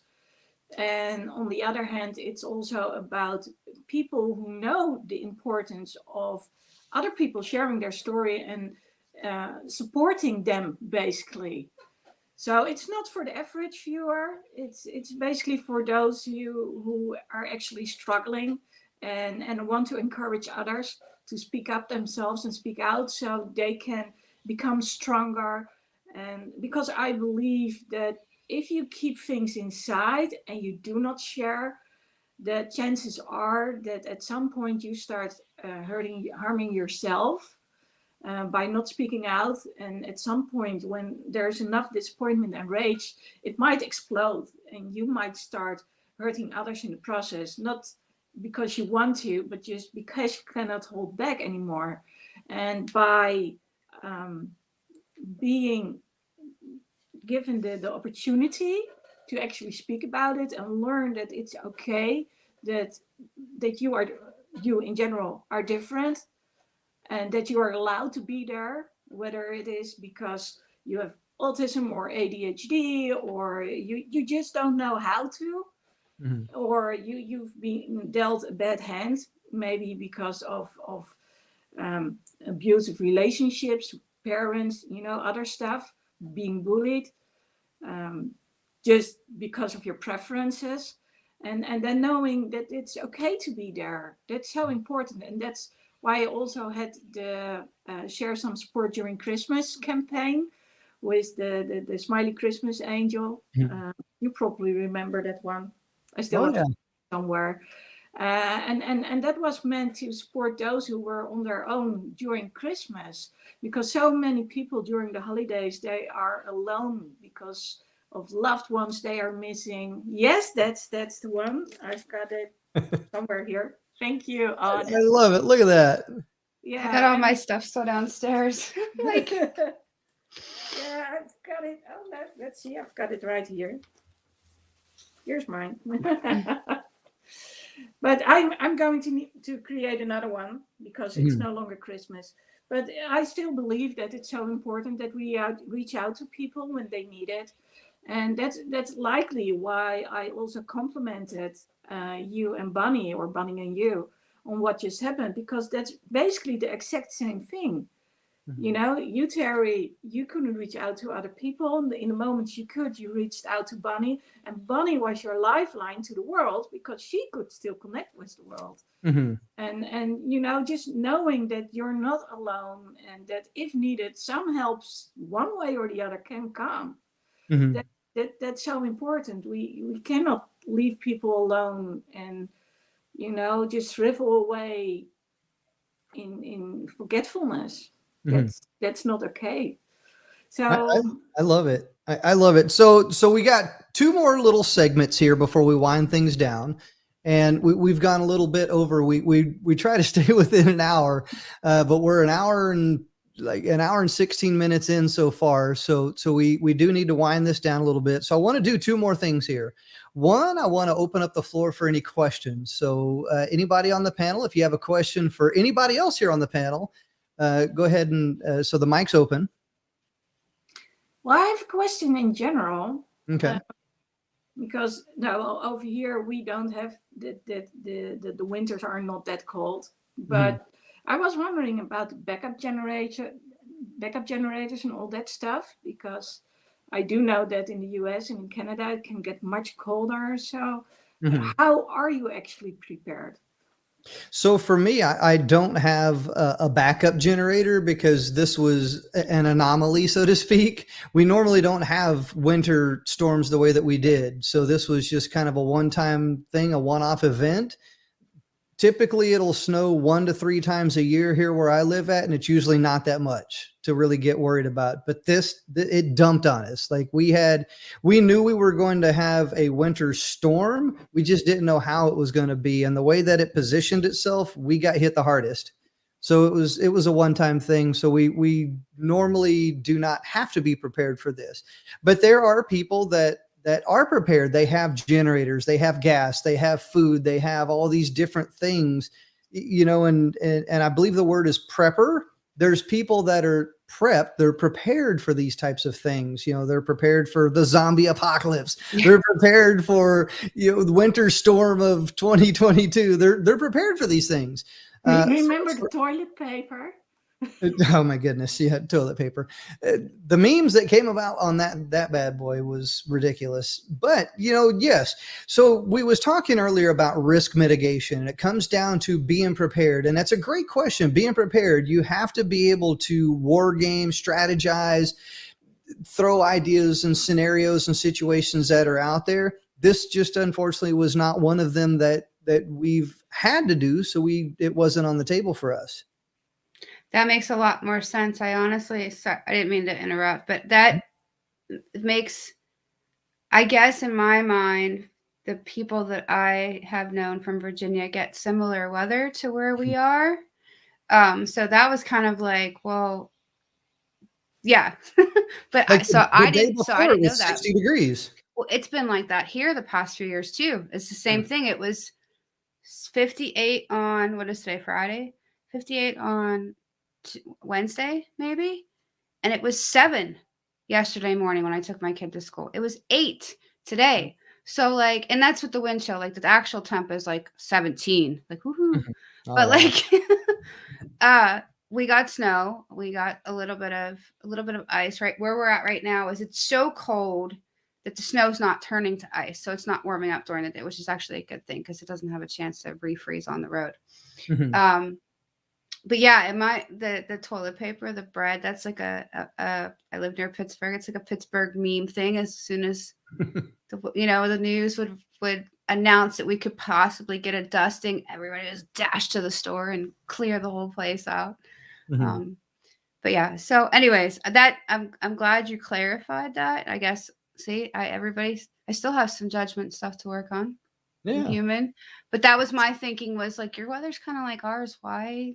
How that makes Yeah. the Yeah. speed. So We we talked were about that earlier, was the speed too. As the speed of exactly. So it makes a came. huge difference.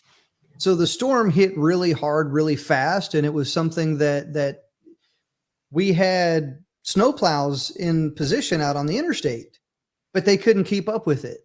Mm. It got overwhelming, and that same thing happened. The same thing happened for everybody else as well too. And it's just when Mother Nature happens, she happens. It's just one of those things. But all right, so I want to go around the table here. Maria, do you have any questions, or do you have any final thoughts? Uh-oh. I believe you're muted. Questions in regards to what we're talking about here, or Just yeah. anything in general. Do you have any questions or any final thoughts on impact?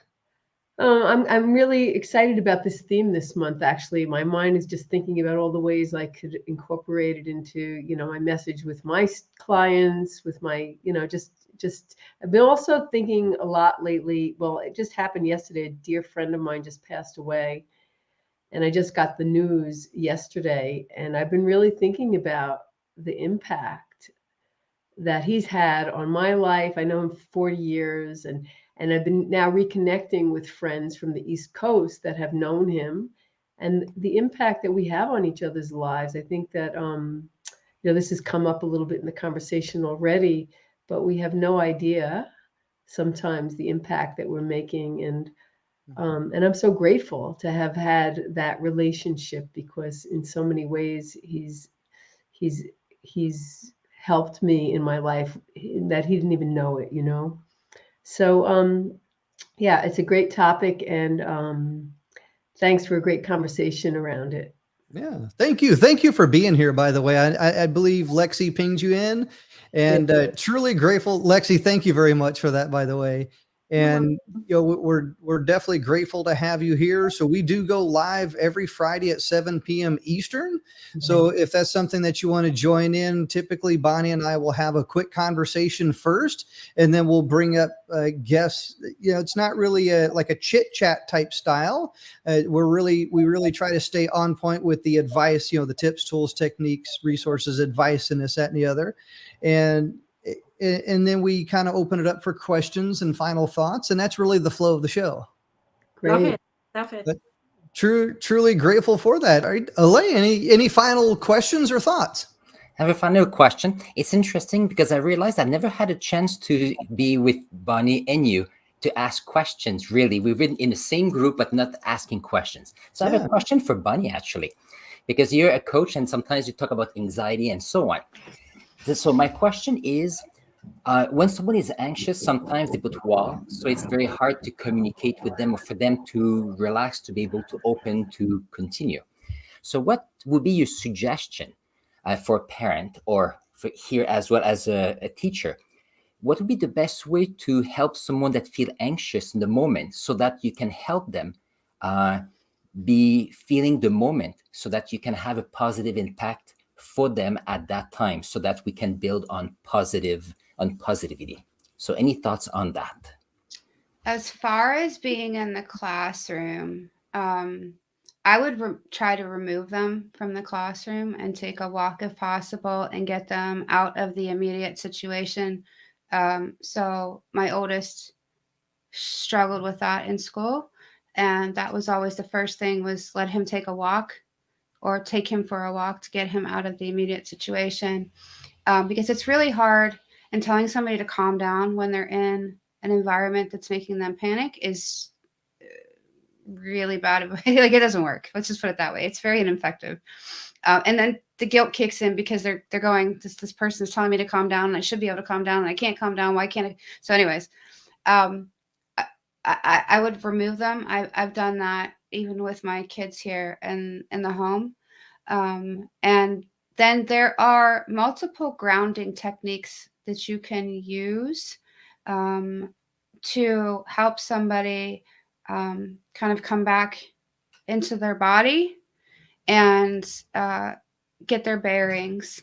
And I'm not going to get too in depth with them right now, but there's the five senses one, and it's like 5 things you can see, 4 things you can hear, 3 things you can smell, 2 things you can taste, and 1 thing you can touch, or something, counting backwards. Because what happens is, and I used to honestly get irritated when I had real bad anxiety and they were like, do the 5, 4, 3, 2, 1. I'm like, I can't remember that. But what it does is it forces your brain to focus on something else, trying to remember the 5, whatever, the 4, whatever, you know what I mean? And it doesn't really matter if it's 5 things you can touch and 2 things you can see, or 5 things you can see and 2 things. The important thing is to switch the brain's focus so that it's not getting into like rumination mode, which is one of the things that plays pretty heavily into anxiety. So those are two tips, and I'm happy to share more in detail and more elaborate with you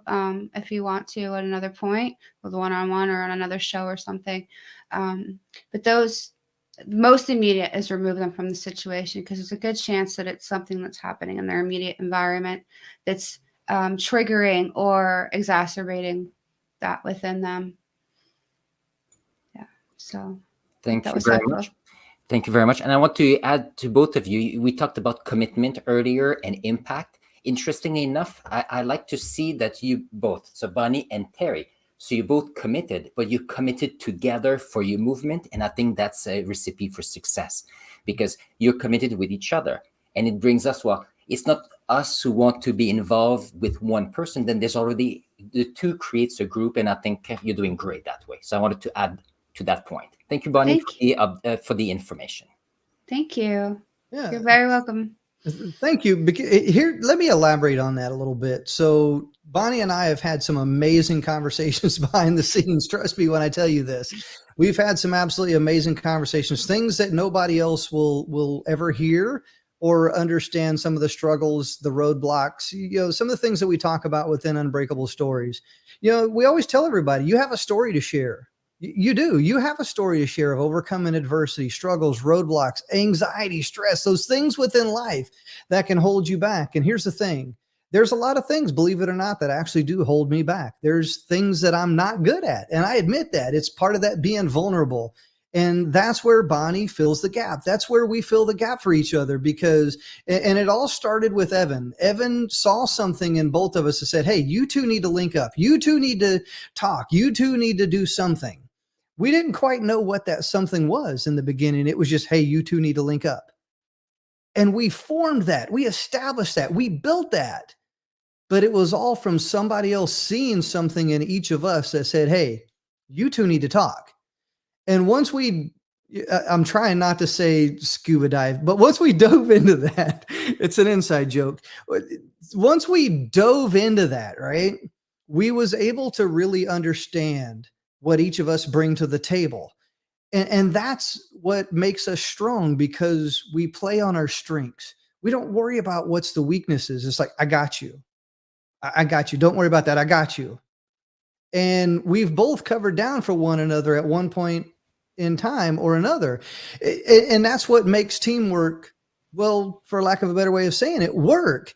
And when you have that teamwork, when you bring that knowledge, when you bring that skills, when you bring that experience to the table, that's powerful. And the thing is that we've been vulnerable with each other. We've shared things with each other to the point to where, yeah, I'll be honest with you, there's a lot of things I've shared with Bonnie I don't share with a lot of other people. But that's right there is what has made us strong. That's what continues to make us stronger. And each and every day, we have things that we're trying to accomplish. We have, I don't want to use the word goals, but we have things that we're working on. And it's like, okay, what do we need in order to do this? What do we need in order to do that? And there's times where I rely on her. Hey, we need to have a brainstorming session. Let's get on a Zoom call. Let's get on something. Let's start talking this through. Let's get on a phone call. And that phone call lasts for 2 hours, 3 hours, 4 hours. And we're brainstorming through things. We're working on stuff because she brings out the best in me. She brings out the best in me. And I love that. You know what I'm saying? And there's not very many people that I really believe that can look at the things that I'm doing and say, here's the best of what it is that I think that we can do. And when we talk things through, and we disagree on things as well, too. I can't say that it's all extremely happy. We disagree on things. We had a disagreement a few times, and it was like, this is what we're doing, kind of a thing. And it was just one of those, but we talk things through. We are professional enough, and we're also personal enough to really work things through. And that's what makes it powerful. Yeah. I just want to add to that the vulnerability and that trust building, though it happened faster, I think, for you and I than it has for, other people in my past, there was still that part that we had to get past where it was like, do we really trust each other? Do we really know enough to trust each other yet? And then all of a sudden it kind of happened. Like we had a disagreement about something, and then it was like, oh, that worked out really well. All right, cool. And then we moved on, and then that was kind of, hey, hi, Zan. So it's about, we built that trust like little by little by little, and then through our actions as well, show that we had each other's backs, that we could trust each other. Like when I got sick and couldn't talk, everybody was like, don't speak. I felt like that Gwen Stefani song. And I'm like, but I want to talk. I couldn't talk, like barely squeaking out. Yeah. And, but it's like, rest your voice when you're feeling better. You're like, I got you. And it helped that part of me too, that felt like I wasn't doing my part, but I was able to give myself grace because I knew that, Terry was handling it. He understood. There was no judgment. Like I was sick. I had no voice. There's not really much I could do about that. But it gave me the chance to focus on healing versus struggling through that and then being sick for 3 weeks instead of, 10 days or whatever it was. So I just wanted to add that in there too. I was very grateful for that, the support in that way too. I love it. I want to make sure that we respect Zan's time as well too, because he's popped on and off, and I see mask on, mask off, and this, that, and the other. So I have to give an intro here. Welcome to the show, Zan the Man. Okay, what's up, guys? How you doing out there? Or in there? I'm the one that's out here. Hello, Marie. Hello, Ale. What's up? Lady Lexi and Bonnie and Terry. How are you doing? Anyone else notice that we're in t-shirts inside and he's in a t-shirt outside? I got a sweatshirt on inside. We love you, my gosh. So yeah, Impact. You guys talking about Impact tonight, right? Or whatever. Maybe you guys not talking about Impact anymore. Impact. But I want to say real quick for the record, for all the people that's going to watch the replay, these individuals right here have all made a positive impact on my life. And I'm very grateful for them. You as well. I love it, man. Yeah, I gotta watch the cars. Let me see. Okay, I better wait. Hey, okay. You brought a lot of us together, so you have had a major positive impact on all of us, and then ripple and circled back to yourself as well. So, well, thank you so much. Beautiful. The circle of life, right? Yes. 100%. So it all starts with Zan the Man. He's the cause for it all. We can blame Zan. It started a year ago when he did the book from FM. Yeah. No, I'm trying to remember how long I've known Zan for at least 2 years now. Yeah, it's been a long time. We go way back, way back. I'm like one of the how that almost came out and sounded really bad. I was gonna say the Zan baby, like a baby in Zan's world, as far as how long I've known him. That's what I was getting at. If I can turn this volume or something. All right, cool. All right, cool. Yeah, I only got a couple of minutes with you guys before I have to go back to driving. So we had appointments we had to take care of tonight, but we're trying to do it all, right? Okay, maybe that music is too loud for you guys. Let me go I over can here. barely hear it. I hear you fine, Zan. Okay. I think, let me see. I'm trying to find me a safe spot to be in where I still have Wi-Fi and I can see and hear you guys. I think this is a good spot. I won't get hit over here. Your car was a good spot. Say again? I said your car was a good spot. But I have to escort the wifey over here because she's picking up some stuff. Yeah. So, I'm always by her side. So, yeah, man. So what else y'all been talking about tonight? I'm gonna have to watch the replay, I guess. You got to watch the replays, Zan. So we're talking about impact. So here's the deal. Real quickly, what are your thoughts about impact? My thoughts about impact is this is a different angle. I think we all are making an impact in our own way, whether we realize it or not.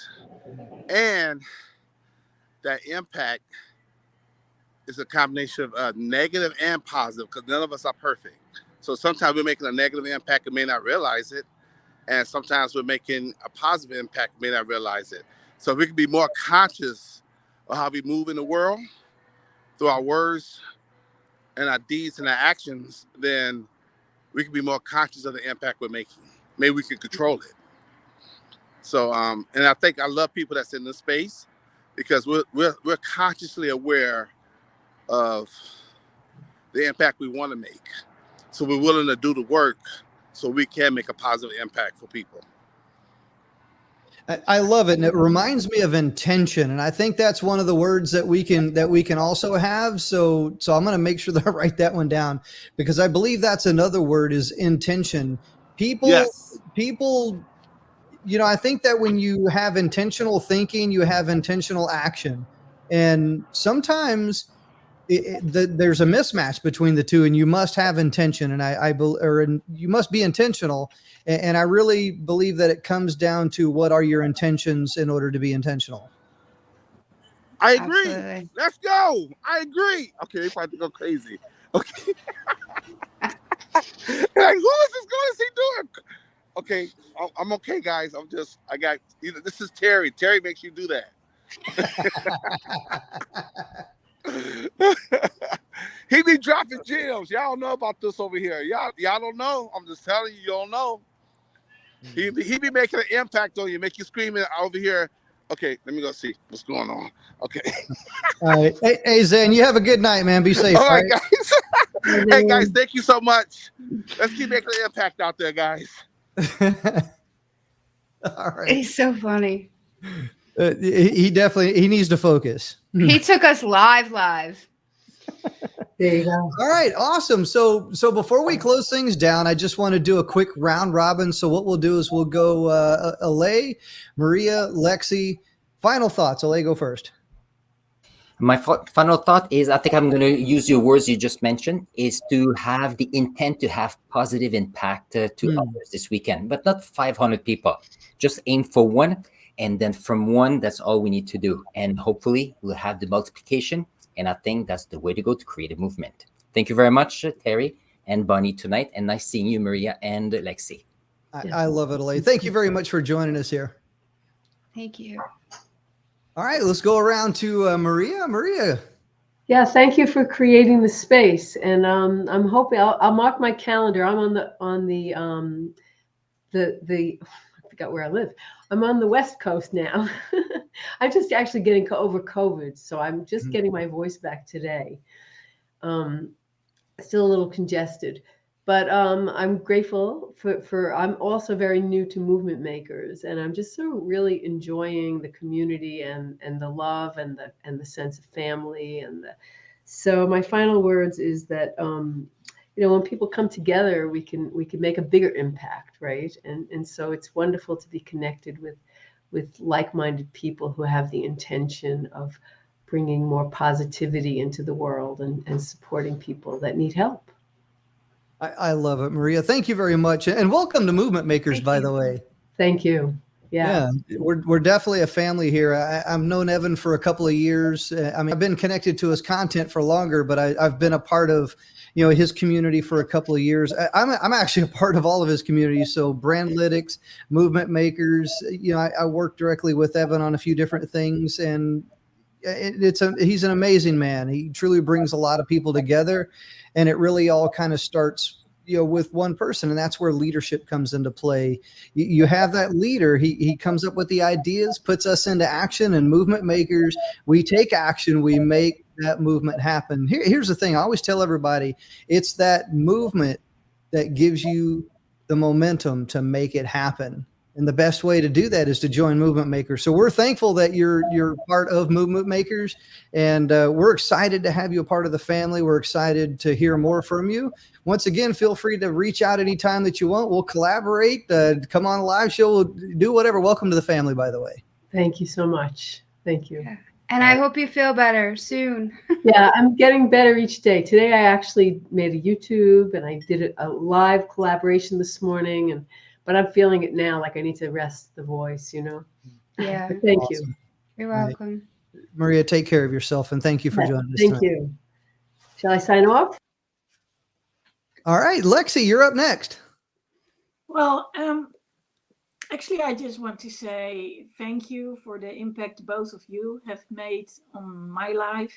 And, I wouldn't have started my show probably if I wouldn't have heard you, on the podcast, the Clubhouse, all that stuff.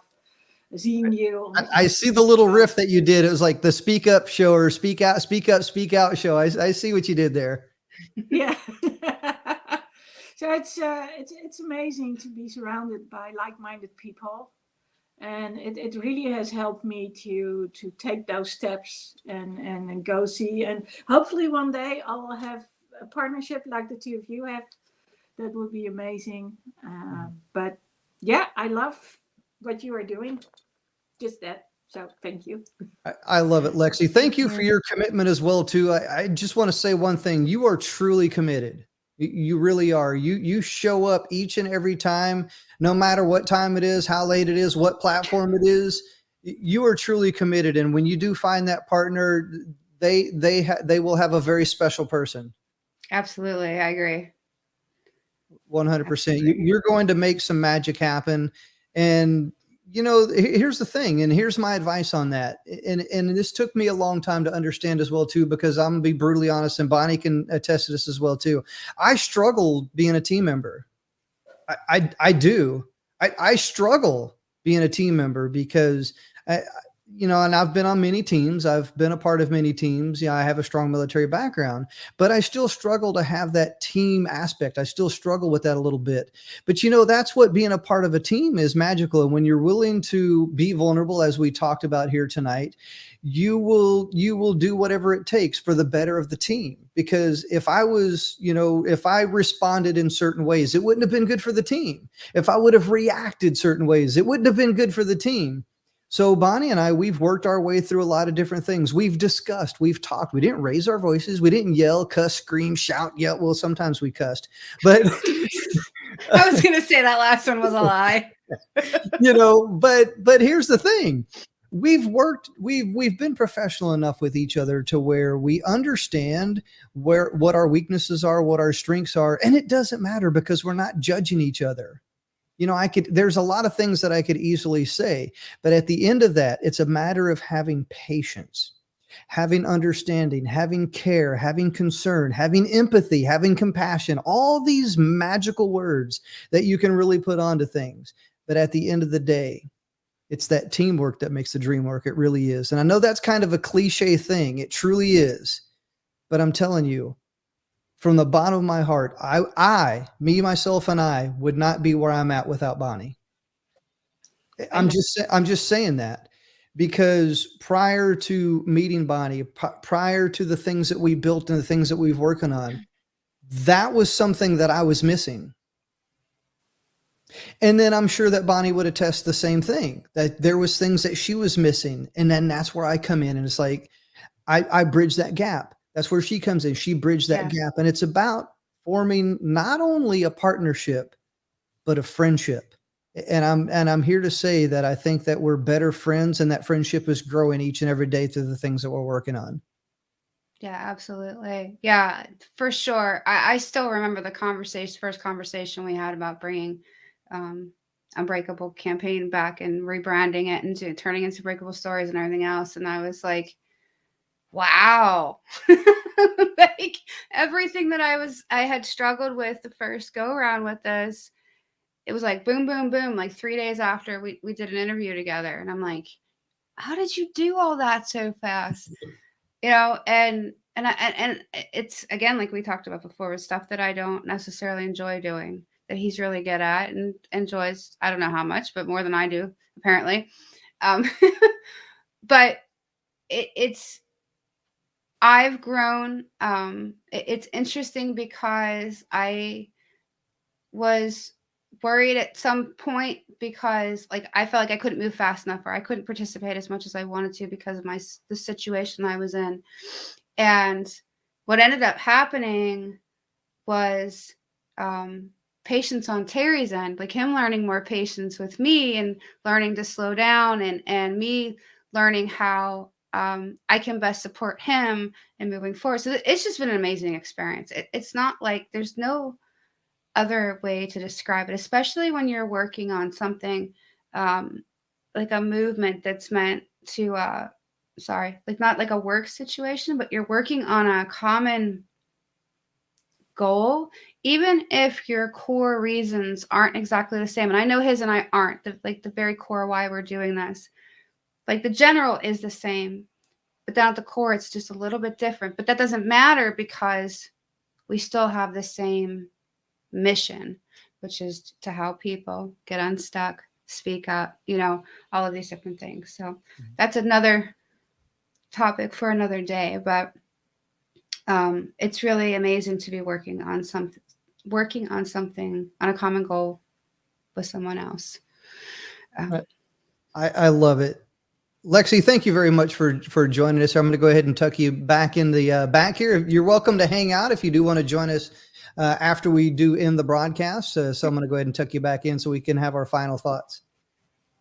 All right, awesome. So we do have a question here that I want to bring up. So Alay asked, what would be the one word from the Unbreakable team that would have us talk about impact this weekend to others? Bonnie, do you have any initial thoughts, or do you want me to take this one? Go ahead first, because I need to read that again. Okay, so for me, it's intention. And I believe that one word, intention. So if you want to have impact on other people, you must take intentional action, have intentional thoughts, have intentional ideas. So if there's one word that I could tell somebody that would have an impact on their lives, I would say intention. What is your intention? And when you get intentional about those things, your thoughts, your ideas, your actions, and when all of those things work together, you will have an impact on yourself that will ultimately have an impact on others. So I would say that my one word, intention.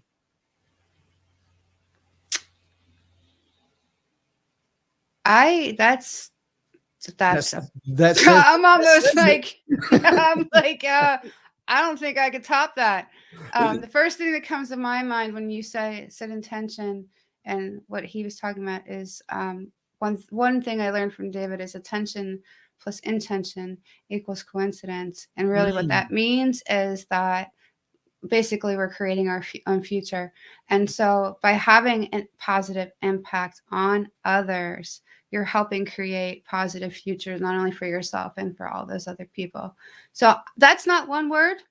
I like attention. I think that's a really good word to talk about because when you are having an impact on someone, you are at the same time have their attention, whether that's, in a positive or a negative way. No, I love it because where attention goes, energy flows. Yes, exactly.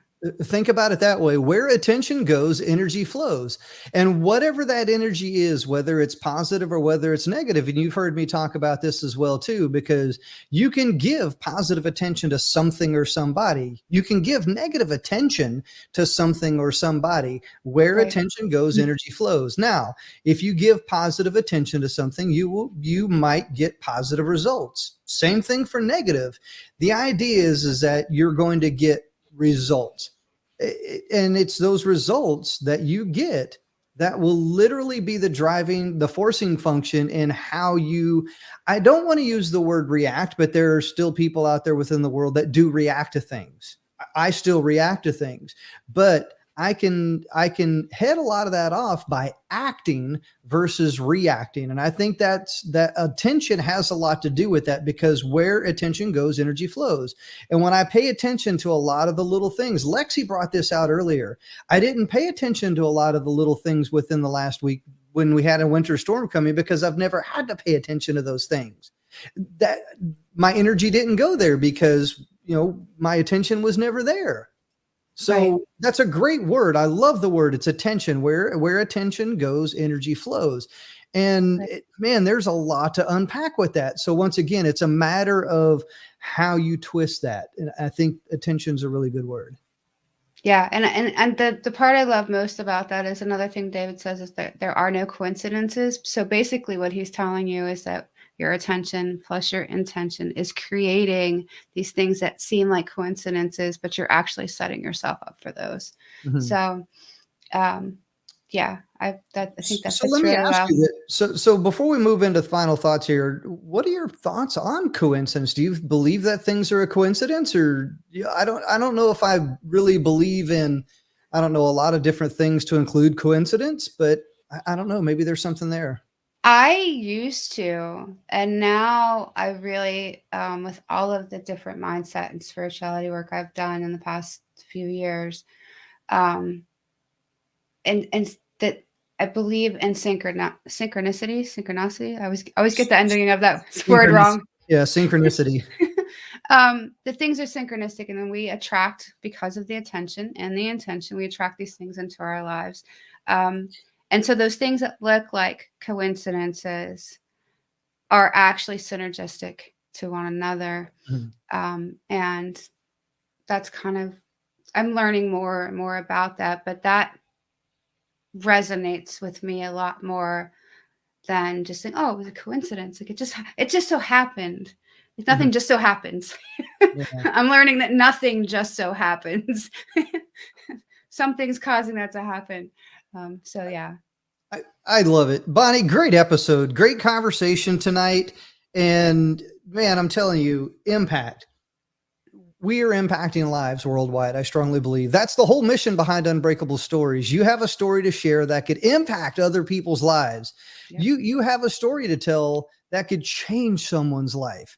You've had that struggle, that hardship, that roadblock, that adversity, those things within life that kind of knocked you down just a little bit, held you back, slowed you down. But you know what? You didn't stay there. You took appropriate action and you achieved victory. You achieved success. You achieved a result, whether that result was big, small, positive. Okay. It was still a result. The idea is that you need to share that story. So I just put a link right there on the screen. Share your story at unbreakablestories.com. Here's the thing. We want to share your story because your story can impact someone's life positively. Someone is out there struggling. Someone needs your advice. They need your example, your story, so that they can take action and achieve their results. So share your story today at unbreakablestories.com. Bonnie, thank you very much for an absolutely fabulous episode. Thank you for all of our friends that joined us here tonight. We've had some amazing feedback, some amazing friends.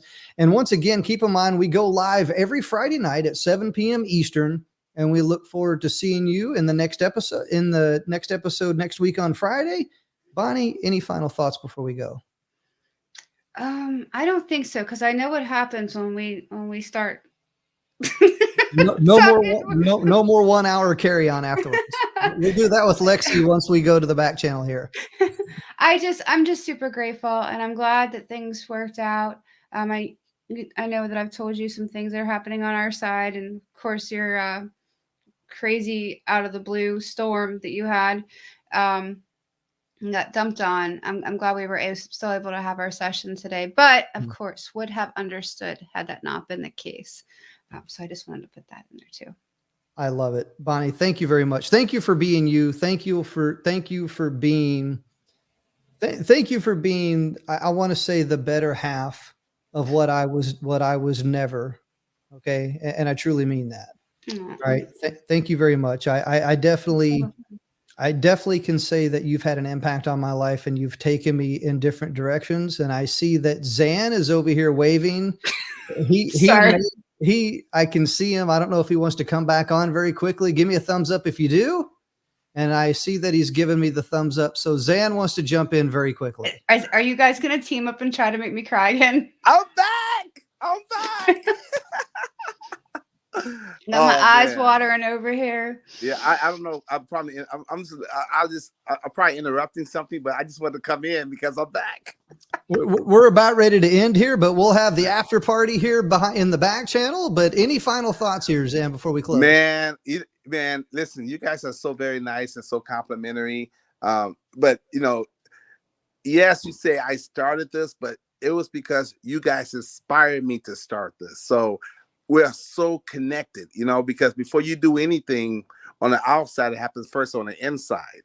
And you two are two of the biggest individuals that, especially from movement makers, that impacted me to do what I'm doing. Because, again, I'm not trying to put us on a pedestal, but we are in the top 10% that get out here and make it happen from the movement makers group.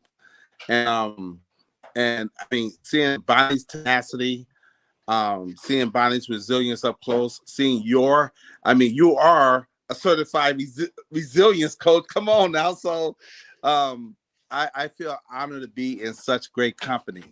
And the wifey and I had a lot of appointments we had to take care of today, but it's all good. But I'm so proud when I said, like, they got their own channel. Let's go. I mean, I get so excited, man, because when you create your own thing, this is a good example. Here's a good example. Like we used to we grew up, we lived in our parents' home, and we love our parents, and that's always home. But when you go out and you get your own home, you can put your own furniture in it. You can paint the walls the colors you want, because it's your house. But you still go visit their house. So it's like you guys got your own house, man. And I love that. I love that. I love that. That's a great analogy. I love that. So we're all grown up now. Say again? I said we're all grown up now. I know, right? And it's so nice because here's another beautiful thing about it. Even Evan is proud of us, because it's one thing to be in movement makers, right? But movement makers don't have this, where we go out and we got our own channel, we got our own house, we got our own place. And now we can deliver a message to people that we cannot deliver inside movement makers, because Evan comes in there, that's his 3 main points, and that's it. Mm-hmm. And we have a little small breakout session, but this is the real breakout session. You know what I mean? Think about it. Think about it like this, and let me kind of reshape that statement right there. Everybody does have their own house. It's just on different platforms. So this is our platform. Instagram is a few other people's platforms, and that's their platform of choice. And then other people's platform is the stage. Other people's platform is online courses and training. So think about it. Just think about it differently. Different people do different things differently. And even though Evan is the leader, he's the mentor, the coach, teach, trainer, mentor, however you want to label that. But he's inspiring each and every one of us to take action that will impact lives worldwide, regardless of platform. So the thing is that Angela, I'll use her as an example. Instagram is her platform of choice. Our platform of choice is every platform, but But we're Yeah, we're doing it all. but we're on Clubhouse. So, like, for example, Bonnie and I, we go live every single night at 6 p.m. Eastern on Clubhouse. Not everybody is involved in that, but Right. we're on Clubhouse every single night for a live thing. And then on Fridays, we go live here and we join your live stream. And then we participate on Instagram. I don't think I've done anything on Facebook, but here's the thing. I've even gotten onto Twitter Spaces the other day. I got in on a Twitter Space just because it's there, because I'm testing things. I'm trying different things out and seeing what is there. I've gotten on Zoom calls. Once again, everybody has a different platform, but every movement maker is making their movement happen on different platforms. Yes, that's better. Well said. And Terry, we just give it to you. You go ahead and serve it better. So yeah, that's better. That's what I meant. Yeah, there you go. Well, that's what I'm here for. I'm serving, Zan. But I'm just so happy to see how much progress we all are making. And I'm like, okay, this time went by really fast, but this is 1 week into 2022.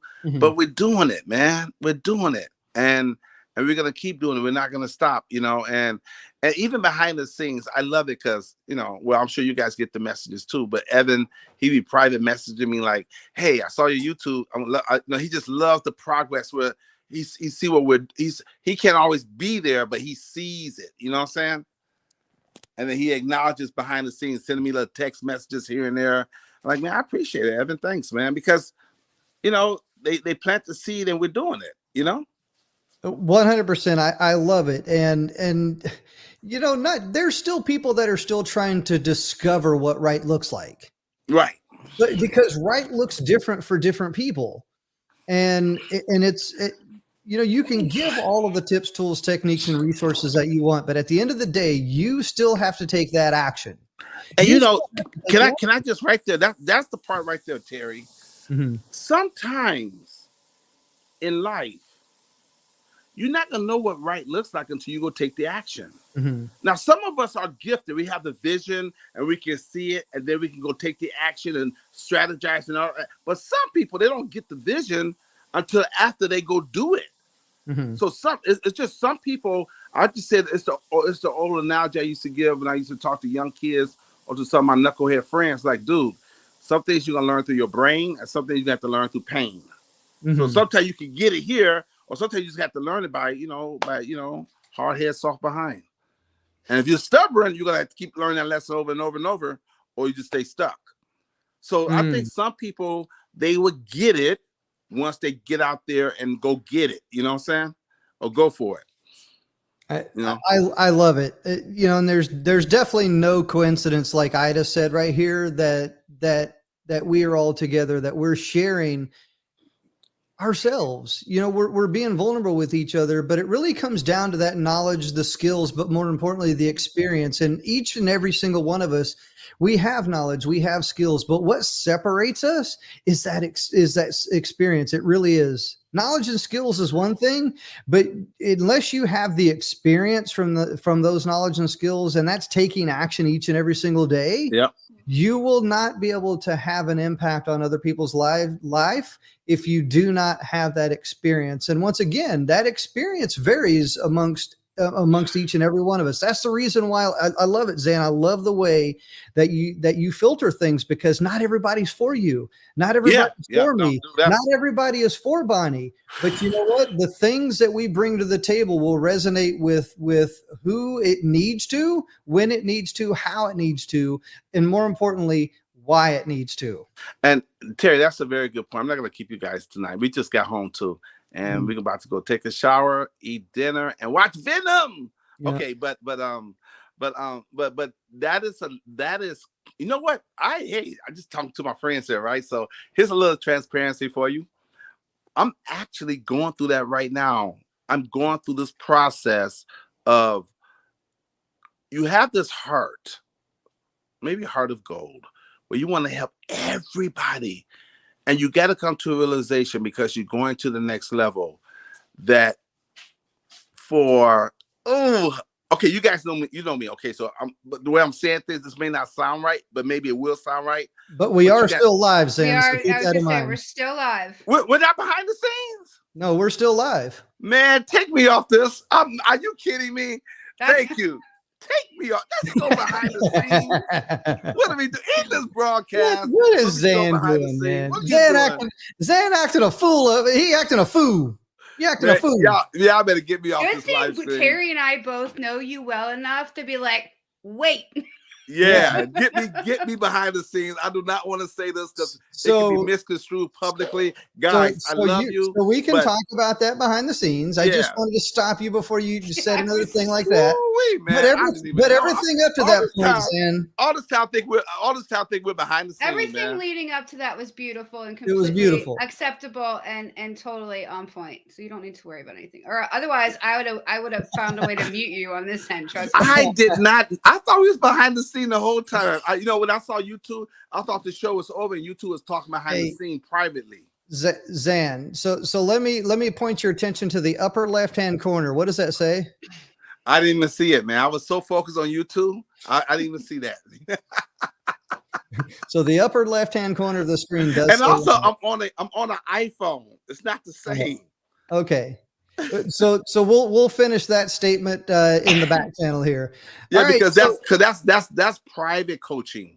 Yeah, exactly. So so I'm going to go ahead and tuck you in the back channel here. Bonnie and I are going to close things out, and we'll have the after party. Let's go. Thank you, guys. I love it. I love it. Zan acting a fool up in here. Oh my goodness. Attention plus intention. I 100% love it. So, all right. Once again, let me gather my bearings here. So I'm glad that we did that. All right, awesome. So thank you for watching us. My name is Terry Thompson, along with my host here, Bonnie. And for the last 2 hours and 5 minutes, we've been talking about impact and a few other things here. We just want to say thank you very much. And if you're new to our channel, once again, make sure you smash that subscribe button, get connected to us, and we will see you next Friday at 7 p.m. Eastern. Bonnie, thank you very much. Great show. We'll see you in the back channel. Thank you so much. Yes, I will see you back there.